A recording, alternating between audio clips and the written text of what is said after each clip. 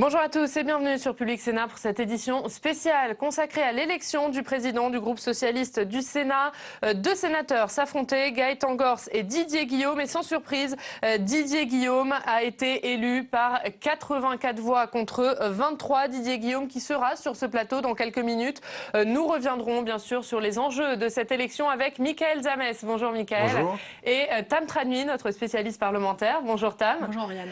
Alors Didier Guillaume, le sénateur de la Drôme, qui succède à François Rebsamen, devenu ministre du Travail de Manuel Valls, laissant ainsi son fauteuil de président de groupe vacant. Les sénateurs socialistes qui sont encore en réunion de groupe et on retrouve à la sortie de cette réunion de groupe Perrine Tarnaud. Perrine, bonjour.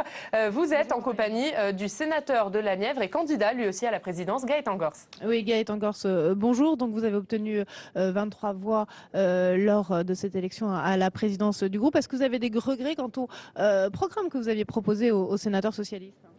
Vous savez, je mène des combats dans le Parti socialiste depuis quelques années. Je n'ai pas l'habitude de les gagner. Maintenant, on progresse. J'étais tout seul, on est 23 sur ces propositions. Moi, je vois plutôt le côté positif.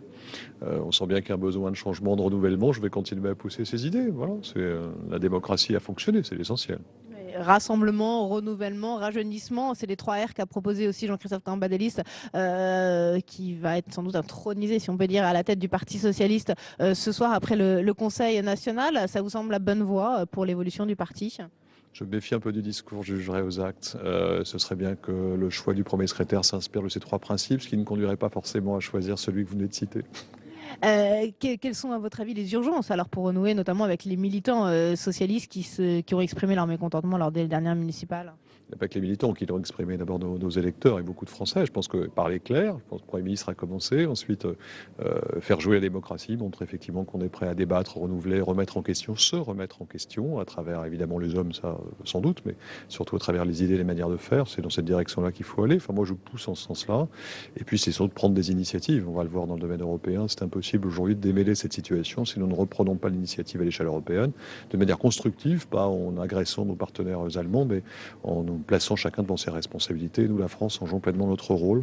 Je pense que c'est d'abord un problème qui s'adresse non pas à la droite ou à la gauche, mais aux Français de manière générale. Quelle place on veut tenir dans cette Europe? C'est un débat que vous allez d'abord faire vivre ici à l'intérieur du groupe PS du Sénat.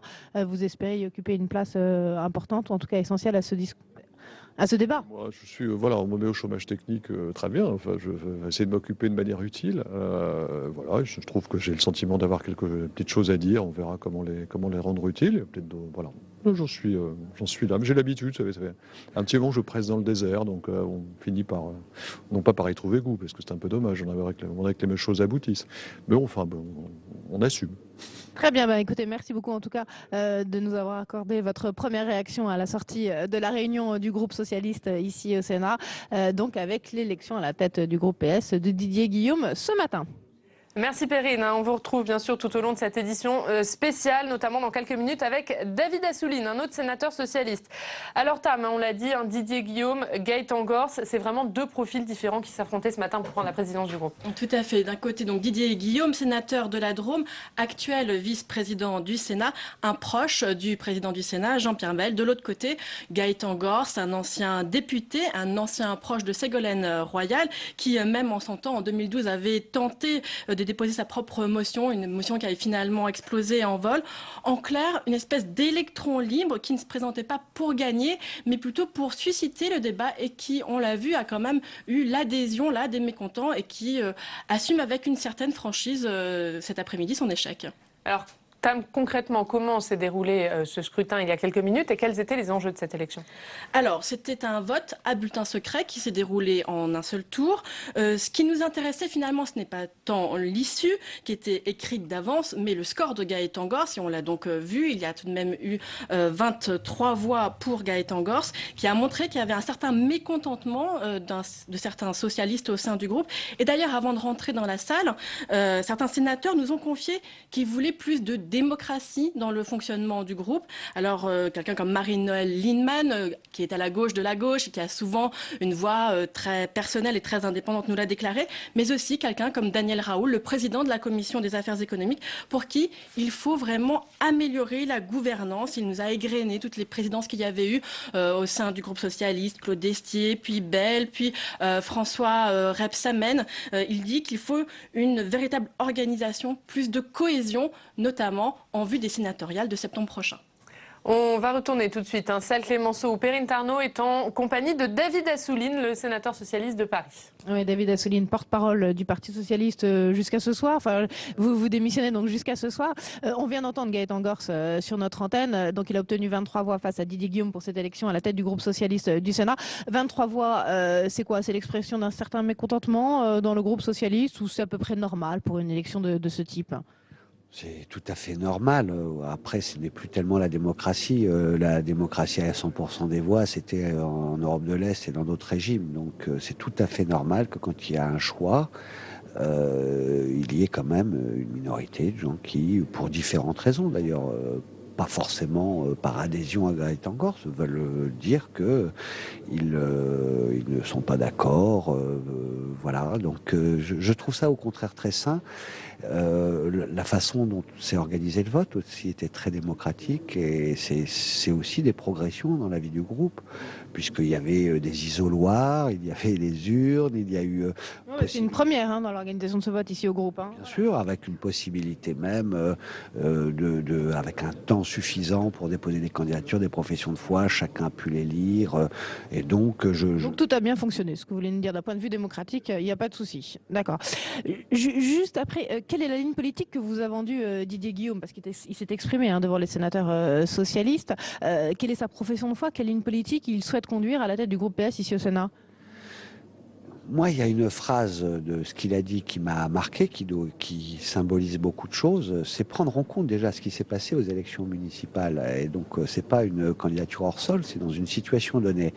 Et il a dit qu'à chaque fois que nous allons légiférer, intervenir, provoquer une action au Sénat, eh bien, il faut qu'on pense non seulement à est-ce que ça va améliorer la vie quotidienne du citoyen, et notamment lui quand il retourne dans la Drôme, eh bien, il rencontre les gens, est-ce qu'ils vont juger que c'est utile pour eux? Et la deuxième chose, est-ce qu'ils vont le comprendre? Et c'est bien ça, l'efficacité et donc le groupe socialiste un peu aussi comme une courroie de transmission pour faire remonter aussi les infos du terrain? Mais toujours, les parlementaires doivent aussi jouer ce rôle. Ils retournent sur le terrain et en plus, ici, c'est la chambre aussi des collectivités territoriales, des élus locaux bien ancrés et qui sentaient d'ailleurs beaucoup de ce qui allait se passer au municipal et le disaient souvent qu'il y avait un abstentionnisme fort, un doute, parfois des colères. Donc voilà, Didier Guillaume, c'est un combattant, il est dynamique. Son score montre qu'il rassemble largement le groupe, c'est une deuxième qualité nécessaire. Et troisièmement, il a ce souci toujours de la perception de ce que nous faisons par les citoyens. Donc je suis moi très heureux que ce soit lui. Très bien, merci beaucoup David Assouline d'avoir répondu en direct à nos questions alors qu'on peut le voir derrière nous, eh bien, les sénateurs et les sénatrices du groupe socialiste qui sortent de la salle Clémenceau, donc après l'élection de Didier Guillaume, et on a entendu ce que nous a dit David Assouline, faire remonter les infos du terrain mais aussi faire la pédagogie sur place. Merci Perrine, vous l'avez dit, la réunion du groupe socialiste qui vient tout juste de se terminer. Didier Guillaume, le tout nouveau président socialiste du groupe socialiste au Sénat, sera sur ce plateau dans quelques minutes. Alors Mickaël, Didier Guillaume, c'est un homme médiatiquement discret, c'est pourtant un poids lourd ici au Sénat. On va dire que c'est un poids lourd local qui a envie de peser sur le plan national. Il est toujours président du Conseil général de la Drôme, il prépare sa succession car il a décidé de ne pas se représenter pour les élections cantonales de 2015. C'est un élu local, ancien maire d'une petite ville de la Drôme, là aussi, président du Conseil général, on l'a dit, mais aujourd'hui, dans sa tête, il est passé à autre chose. Aujourd'hui, ce qui compte maintenant, c'est le plan national. On dit qu'il a fait une mutation.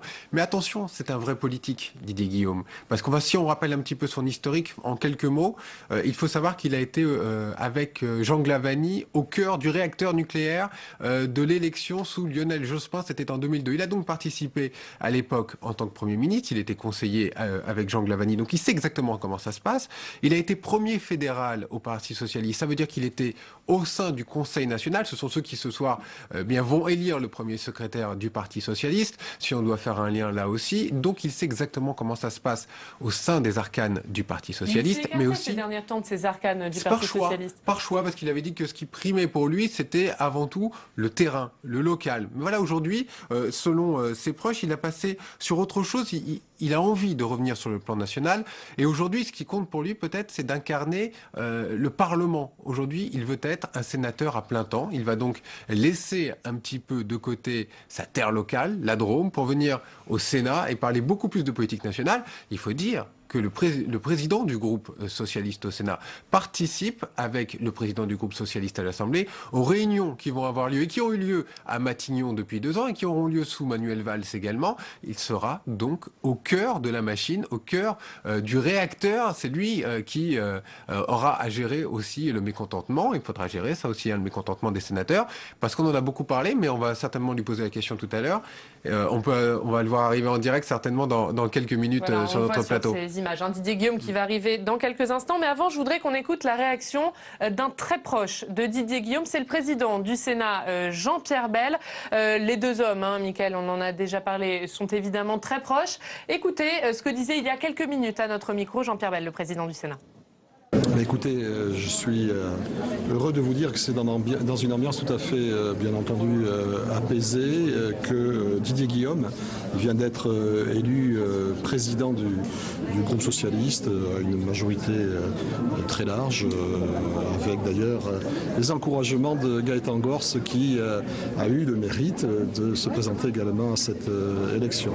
Donc c'est un groupe socialiste qui se serre les coudes et qui est je crois aujourd'hui dans l'après, c'est-à-dire la période qui s'ouvre pendant laquelle ce groupe, le groupe socialiste du Sénat, aura un rôle très important à jouer pour se faire entendre et bien entendu avec une préoccupation, Didier Guillaume l'a bien indiqué, c'est de travailler pour que les Français qui cherchent à comprendre le sens de la politique que nous menons soient, c'est le moins qu'on puisse dire, mieux convaincus par notre politique. En tout cas, les groupes parlementaires et le Sénat est bien décidé à jouer un rôle important. Et Didier Guillaume, le tout nouveau président du groupe socialiste, vient de nous rejoindre en plateau. Bonjour Didier Guillaume et merci d'être là. Alors, vous avez été élu il y a quelques minutes. On a envie de savoir quel est votre sentiment. C'est d'abord une grande fierté, une grande reconnaissance vis-à-vis des membres du groupe socialiste du Sénat qui ont fait ce choix. Et moi, je vais dans les pas de mes prédécesseurs, de Jean-Pierre Bel et de François Rebsamen, et en même temps avec une exigence forte vis-à-vis du gouvernement, avec un souci de rassemblement de l'ensemble des sénateurs de ce groupe, de l'ensemble de la gauche. La période est grave. Le président de la République a tiré des enseignements après les élections municipales. Il y a un nouveau gouvernement, un nouveau Premier ministre. Il faut que la gauche sénatoriale et que le groupe socialiste soient soudés, travaillent collectif et surtout réfléchissent à l'avenir. Les Français n'ont pas compris le message qui leur a été porté depuis quelques mois. Et il faut vraiment qu'à notre niveau, ici, au Sénat, nous puissions apporter des choses concrètes, que nos concitoyens comprennent ce qui se passe.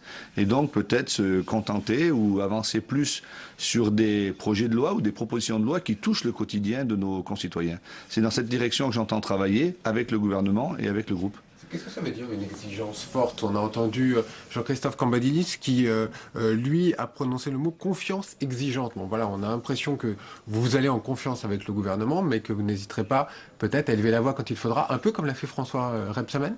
En confiance totale, en soutien plein et entier, et en même temps, le groupe socialiste au Sénat n'est pas là pour dire toujours oui, il est là pour dire oui, et il est là en même temps pour faire des propositions. Donc c'est plus un soutien critique, un soutien inconditionnel? Pas du tout, c'est pas un soutien critique, c'est un soutien inconditionnel au gouvernement, mais en même temps, il me semble que les sénateurs lorsqu'ils vont dans leur département le week-end, reviennent chargés de ce qu'ils ont entendu et sont peut-être plus en prise avec la société que les ministres qui sont, avec leur administration, en train de travailler fortement. Et je crois que, vous savez, une république, la Ve République, elle doit marcher, c'est un trépied. C'est l'exécutif, le législatif et le parti. Le Parti socialiste va se réorganiser cet après-midi. Et moi, je soutiens de toutes mes forces Jean-Christophe Cambadélis. Il faut un Parti socialiste fort. Il faut un exécutif fort. Et Manuel Valls a montré qu'il était capable de mener cet exécutif fort. Mais il faut aussi que les parlementaires ne soient pas des godillots et ne soient pas dans la critique systématique, mais puissent faire remonter des choses du terrain et pour qu'elles soient appliquées au niveau national. C'est ça le travail. Lorsqu'il manque un des 3 points là-dessus, les choses ne peuvent pas fonctionner. Et moi, j'appelle l'ensemble de mes amis socialistes à passer plus de temps à construire qu'à déconstruire, à passer plus de temps à proposer qu'à critiquer. Vous visez qui? Parce que là, c'est un message très clair. C'est un message très clair, mais moi je vise tous les socialistes qui depuis 3 jours ont passé leur temps à critiquer l'arrivée au gouvernement d'Harlem Désir, l'arrivée à la tête au premier secrétariat du Parti socialiste Jean-Christophe Cambadélis. Je pense. Oui, mais moi ce que je veux vous dire, c'est que nos concitoyens, c'est pas ça qui les préoccupe. C'est l'emploi, c'est le logement, c'est la sécurité. Donc je pense que si le Parti socialiste veut redevenir audible, il faut qu'il arrête de se regarder le nombril, il faut qu'il arrête de parler de lui-même, mais qu'il parle aux Français. Et c'est le message que je voudrais faire passer ce matin. Le Conseil national de cet après-midi, ça ne doit pas être une introspection constante. Non, c'est pas silence dans les rangs. C'est soutien exigeant, vous l'avez dit tout à l'heure. Et un soutien exigeant, ça veut dire, on ne va pas passer des heures à savoir s'il faut faire un congrès, s'il faut élire ceci ou élire cela. Le Parti socialiste doit être en ordre de marche. Le congrès, c'est dans 1 an et demi. Maintenant, c'est l'ordre de marche. Il faut remettre ce pays en mouvement et il faut aller de l'avant. Alors, on entend un gouvernement de combat, parti de combat, Sénat de combat aussi. Bien sûr, bien sûr. Comment ça sera possible? Vous imaginez? On dit qu'avec les élections municipales qui ont eu lieu, on dit que le Sénat s'est perdu. Vous estimez aussi que c'est perdu? Non, je n'estime absolument pas cela. C'est vrai que le résultat des élections nous complique la tâche. Ça sera sûrement pas aisé. Mais vous savez, les élections, il faut attendre le 2e tour. C'est après le 2e tour que l'on sait comment les choses se passent. Donc nous verrons bien. En tout cas, ce que je peux vous dire, c'est le groupe socialiste du Sénat, avec les autres groupes de la majorité, nous avons bien l'intention de travailler et de préparer ces élections sénatoriales très sérieusement. Rien n'est jamais perdu d'avance. Et il n'y a rien de pire que de baisser les bras. Donc moi, quand je dis gouvernement de combat, parti de combat et groupe socialiste de combat, c'est bien cela. Après, il y a des chiffres. Eh bien, nous verrons bien. Mais le général de Gaulle disait « Seules sont perdues les batailles qu'on ne livre pas ». Alors livrons bataille. Mais justement, Didier Guillaume, vous vous êtes exprimé il y a quelques minutes devant les sénateurs socialistes. Que leur avez-vous dit et quelle sera concrètement votre ligne politique au sein de ce groupe? La ligne politique, c'est la ligne de notre groupe, c'est la continuité. Moi, ce que j'ai souhaité vraiment, c'est que nous ayons des débats politiques forts à l'intérieur du groupe, et notamment sur 3 sujets qui me semblent indispensables. Et c'est les 3 axes que j'ai fixés pour les semaines qui viennent. Le premier débat, évidemment, c'est celui des sénatoriales. Nous avons besoin de porter un regard lucide sur la situation, vous le disiez, Michael Samès, de regarder ce qu'il en est et de voir comment nous pouvons partir à l'attaque pour ces sénatoriales le plus sereinement possible, avec des chances de réussite. Le deuxième grand chantier que j'ai fixé, c'est celui de la réforme territoriale. Le Premier ministre allait très loin, et il a bien fait, et je le soutiens. En même temps... Vous soutenez le projet de Manuel Valls de supprimer les conseillers départementaux? Je soutiens le projet de Manuel Valls de remettre tout à plat et de revoir l'ensemble. Mais est-ce que vous êtes pour la suppression des conseillers départementaux? Je vais vous expliquer. La diminution du nombre de régions, je crois que tout le monde est d'accord. La droite comme la gauche, il faut y aller. La suppression des départements.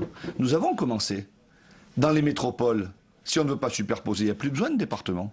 Dans les zones urbaines, à quoi sert le conseil général? Moi, je vois chez moi, à Valence ou à Romans... Vous êtes président du conseil général je suis président du conseil général de la Drôme. Il n'y a pas besoin de conseil général dans les villes.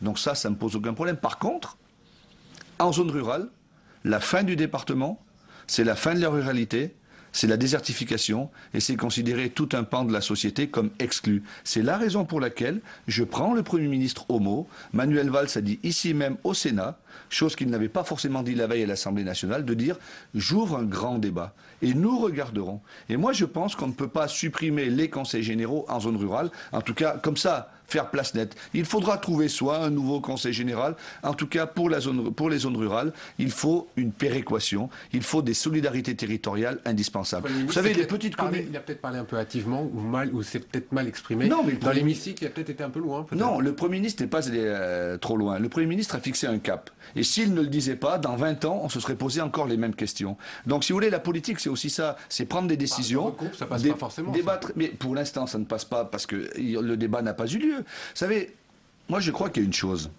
c'est que la vie politique et les médias vont beaucoup trop vite. Le Premier ministre n'était pas nommé, qu'on annonçait déjà que ça allait être la bagarre avec le président de la République en 2017. Mais oui, mais c'est pas ça de la politique. Je pense que vous avez tort. Je pense que vous avez tort. Et attendez, sur le sujet du Big Bang territorial ou de la décentralisation, il fait des annonces. Et il dit il y aura un débat. Il y aura un débat. Je voudrais juste qu'on écoute Gérard Larcher. Gérard Larcher, le sénateur d'Eyzeville, l'ancien président du Sénat, qui réagit à ce sujet. On l'écoute et on en reparle juste après. C'est d'abord un homme de territoire. Il n'est que de le voir au Salon de l'Agriculture quand il accueille sur le stand de son département. Il aime son territoire. Et c'est bien d'ailleurs le débat que nous allons avoir au Sénat, le territoire, la représentation du territoire. Et c'est là où le Premier ministre doit prendre en compte la réalité du territoire et pas traiter d'un revers de main qui la disparition du département ou la fusion des grandes régions. On voit bien qu'on a depuis 48 heures un espèce de concours des élégances entre des présidents de région et en même temps des présidents de département qui sont majoritairement socialistes, qui eux sont plutôt effondrés. On l'entend, hein, Didier Guillaume, c'est un débat qui est loin de faire consensus. Est-ce que Manuel Valls, comme le dit Gérard Larcher, a traité ce sujet d'un revers de main? Mais d'abord, je trouve que Gérard Larcher n'est pas très sympa avec son collègue Jean-Pierre Raffarin, puisque Jean-Pierre Raffarin lui-même a commis un rapport avec Yves Frétinger qui annonçait, un rapport qui a été accepté à la quasi-unanimité, qui a été cité par Manuel Valls qui annonçait la réduction du nombre de régions. Ensuite, Gérard Larcher dit il ne faut pas balayer la ruralité. Mais moi, je dis la même chose. Simplement, ne restons pas figés, quoi. La France de 2014, c'est pas la France qui était administrée il y a 15 ans. Et il faut regarder devant. Et aujourd'hui, on voit bien qu'il y a un sujet. Le fameux millefeuille territorial, que n'a-t-on pas entendu lorsque Gérard Larcher était président du Sénat? Que n'a-t-il pas fait pour faire voter d'une voix seulement la réforme de Nicolas Sarkozy et de François Fillon? Donc vous savez, dans ce cadre-là, personne n'a de leçon à donner à personne. Il y a une orientation. Les Français, très majoritairement, à plus de 60%, sont favorables à cette évolution. Les élus sont favorables à condition qu'ils ne soient pas traités comme ça, balayés d'un revers de main. Donc nous discuterons. Et si j'ai souhaité mettre comme premier point à l'ordre du jour du groupe du Sénat cette réforme territoriale, c'est bien parce que je vois qu'il y a un sujet. Je vois qu'il y a des collègues présidents de conseil généraux qui se disent mais que se passe-t-il? C'est le gros chantier de votre présidence, cette réforme territoriale. Mais enfin, moi je suis sénateur, je ne suis pas président de conseil général. Quand je suis sénateur, je ne suis plus président de conseil général. Et ce n'est pas une association ou une assemblée de sortants ou une assemblée, j'allais dire, corporatiste qui doit faire ça. Je connais beaucoup de présidents de conseil généraux qui sont prêts à l'évolution, mais à condition de tenir compte de la réalité de terrain. La réalité de terrain, c'est si on supprime totalement les conseils généraux en zone rurale et s'il n'y a plus de cette solidarité territoriale, alors il en est fini de la ruralité. Voilà ce que je dis. Mais est-ce que vous craignez quand même pas que ce type de réforme juste avant les élections sénatoriales soit quand même extrêmement impopulaire et joue quand même sur le scrutin au mois de septembre? Oui, mais je crois que la politique, c'est être courageux. Il n'y a jamais de bon moment pour annoncer une... Parce que si c'était pas maintenant, on dirait il y a les cantonales et les régionales. Et puis si c'était pas avant les cantonales et les régionales, on dirait il y a les présidentielles. Il n'y a jamais de bon moment, vous savez. Donc, quand même pour les mais c'est un vrai risque. Mais si on veut réformer ce pays, il faut le réformer. Alors on peut pas d'un côté... La réforme du Conseil territorial a coûté le Sénat à la droite. Peut-être entre autres parce qu'elle n'était pas partagée. Espérons que nous arriverons à faire partager cette idée qu'il y ait qu'à la fois notre France est diverse, et parce que la France est diverse, elle doit être gérée de façon diverse.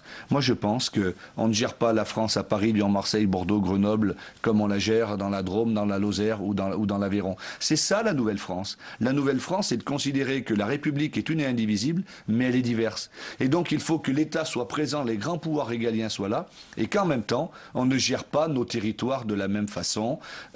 Toulouse et Lavelanet, c'est deux lieux différents qui sont très proches, qui sont dans la même région, mais qui ne peuvent plus être gérés de la même façon. C'est ça le chantier. Si vous me dites que ça sera simple, je dis non.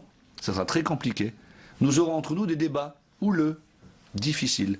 Mon rôle sera de canaliser pour qu'à la sortie, le groupe socialiste au Sénat ait une position claire qui aille dans le sens de la modernité, dans le sens du rassemblement et dans le sens d'une vision de la France, non pas recroquevillée, mais moderne. Voilà l'objectif que je me suis fixé. Guillaume, sur le plan national, cette fois, vous allez rentrer, comme on dit, dans la cabine de pilotage, parce que vous allez avoir affaire au Premier ministre directement, dans des réunions, notamment, on sait, chaque mardi, vous allez rencontrer le Premier ministre entre autres, vous allez avoir des comptes à rendre.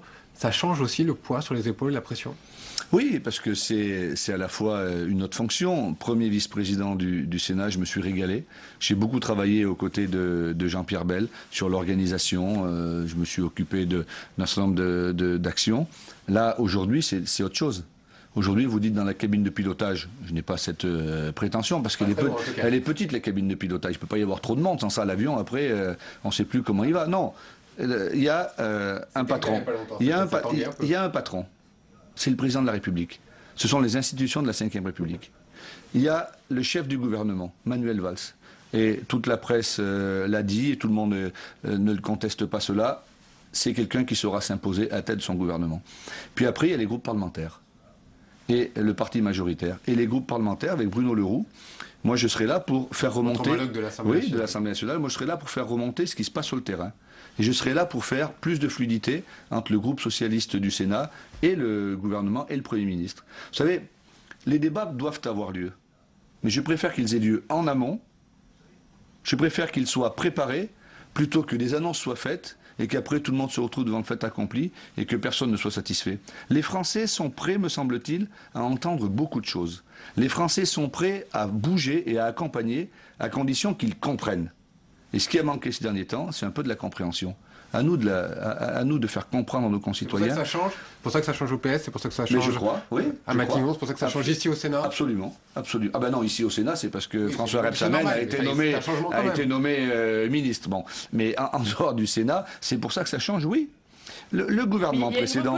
une repolitisation, Didier Guillaume, du Parti Socialiste avec cette élection tout à l'heure de Jean-Christophe Cambadélis. Est-ce que vous pensez que ça va avoir un impact sur le groupe ici au Sénat? Non, mais il n'y a pas une repolitisation. Harlem Désir était premier secrétaire du Parti Socialiste, il était politisé. Simplement, force a été de constater qu'il a été un petit peu discret et il entre au gouvernement. Moi, je n'ai pas du tout aimé ce délit de faciès vis-à-vis d'Harlem Désir. Qu'est-ce que ça veut dire? Qui sont ces gens qui se permettent de dire il n'est pas bon, ceci, cela? C'est inadmissible. Harlem Désir est au gouvernement. Mais je viens de vous répondre avant que vous ayez posé la question. Je trouve ça inadmissible. Harlem Désir appliquera la politique du Premier ministre et du Président de la République. Mais aujourd'hui, il faut aller de l'avant, il faut franchir une nouvelle étape. Et les Français n'auraient pas compris que seul un remaniement gouvernemental fasse cela. Il faut que le dispositif d'ensemble soit en place. J'ai même cru comprendre qu'à l'Élysée, François Hollande faisait un certain nombre de changements. Il faut que l'équipe soit en place. Les temps sont durs. Nous allons avoir la trajectoire européenne difficile. On sait que la Commission nous attend au tournant. Nous devons faire 40 ou 50 milliards d'économies. Et en même temps, il ne faut pas tourner le dos aux salariés, il ne faut pas tourner le dos aux classes moyennes, il ne faut pas tourner le dos aux ouvriers qui, eux, n'ont pas compris les choses. Et ce que je ne veux pas, c'est les laisser aller vers le populisme, vers les extrêmes. C'est facile en période de difficulté, les discours extrémistes et populistes. Ça a marché tout au long de ces 30 ou 40 dernières années. Ben non, ce n'est pas cela. Donc à nous de tenir la responsabilité. On a bien compris votre message, Didier Guillaume. Des petites questions personnelles. Pour finir, vous êtes un spécialiste des questions agricoles. Vous êtes d'ailleurs le rapporteur. Disons que je m'y intéresse. Vous êtes le rapporteur du projet de loi agriculture examiné en ce moment au Sénat. Vous auriez pu prétendre au poste de ministre de l'Agriculture. Vous avez des regrets? Non, on ne prétend pas à un poste de ministre. Parce qu'il y a beaucoup de gens qui aimeraient. Moi, j'aimais pas. Je crois vous l'avoir dit sur ce plateau. On n'est pas candidat à un poste de ministre. Et puis de toute façon, en France, il y a beaucoup plus d'anciens ministres que de ministres. Aucun regret, ni remords, ni regret, jamais. Vous savez, c'est pas le sujet. Ça a fait un moment de buzz. Vous savez, tous les noms qui sont envoyés en l'air, en principe, c'est pas forcément pour que ça serve à l'intéresser. Moi, je suis très heureux ici. J'ai souhaité rester ici. Je suis maintenant président du groupe socialiste et je vais essayer de le faire le mieux possible. Et en ce moment, le Sénat vote une belle et grande loi sur l'avenir de l'agriculture qui est présentée par Stéphane Le Foll. Et je suis moi très heureux des débats que nous avons depuis la semaine dernière. Un peu fatigant, ça se voit d'ailleurs, je suppose à l'antenne, parce qu'on passe beaucoup de temps, mais c'est très intéressant. Vous venez d'être élu président du groupe socialiste. Le prochain objectif, c'est la présidence du Sénat? Non, le prochain objectif, c'est faire travailler le groupe socialiste et de faire en sorte que la politique du gouvernement réussisse.